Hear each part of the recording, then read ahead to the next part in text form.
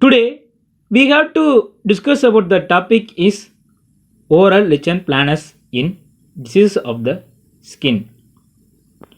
In oral lichen planus, it is a common mucocutaneous disease. This condition can affect either skin or mucosa or both.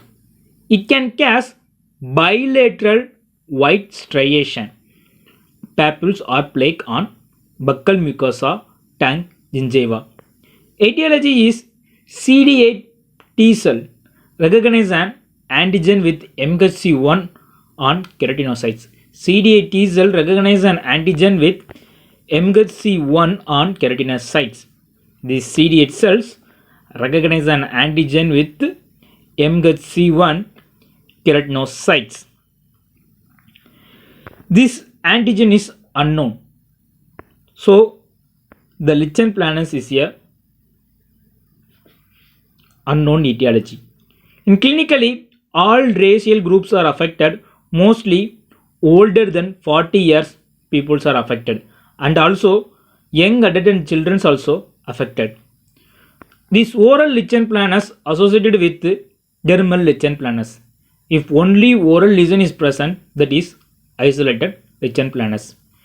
There are several forms are present from the lichen planus. The most common form is reticular form.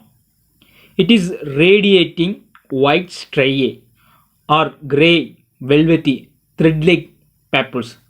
It is present in linear or annular or retiform pattern. What is Wickman striae? Wickman striae is nothing but a tiny elevated dots. Here we see there is a tiny elevated dots frequently present at the intersection of white line. The most common site are buccal mucosa, tongue, lip, gingiva. There is no symptoms. Occasionally, burning symptoms may present. In vesicle and bulla formation, it is not common finding. This is the vesicle and bulla formation. It is easily ruptured. So, in oral cavity, it is not common findings. In erosive type, there is a irregular size and shape and painful ulcer surrounded by striae. It is irregular size and shape of ulcer surrounded by a white striae. In atrophic form, there is a red patch. Here we see. There is a red patch surrounded by white striae. May or may not surrounded by white striae. The term chronic desquamative gingivitis is used if it present in gingiva. Here we see there is a chronic desquamative gingiva. The term chronic desquamative gingiva is used if atrophy type lichen planus is present in gingiva.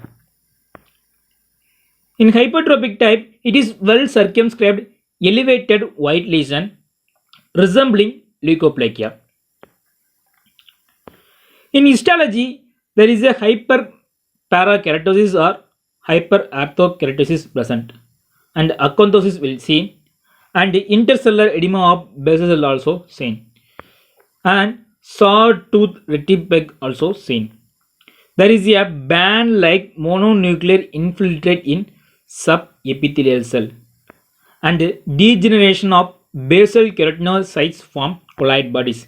This is that degenerated basal epithelial cells is called as colloid bodies. Degeneration of basal keratinocytes form colloid bodies. This is a basal cell. This is the colloid bodies. It is eosinophilic globules. Shall we see eosinophilic globules? And it weakens the epithelial tissue and formation of histological cleft, that is Max Joseph space. We see that it is a Max Joseph space. It is due to these colloid bodies are increase in number and leads to formation of epithelial cleft, because these colloid bodies weaken the epithelial. So he see Max Joseph space. B cell and plasma cells are uncommon findings. There is a malignant transformation. Erosive and atrophic form commonly undergo malignant transformation. The epithelial dysplasia are high risk. In this lichen planus, there is a presence of dysplasia in epithelial that is more prone to malignant, and there is no epithelial dysplasia in the lichen planus. It is low risk. Periodic review of lesion, especially in smokers, alcohol, tobacco chewing peoples. Dysplastic change more often in lichenoid reaction. Dysplastic change more often in lichenoid reaction, not less frequent in lichen planus. Dysplastic change more often in lichenoid reaction, less frequent in lichen planus. Inflamed epithelium undergoes genetic change. If the basal cell get inflamed, it will undergo genetic change and turns into dysplasia. Treatment is no cure, corticosteroid recommended.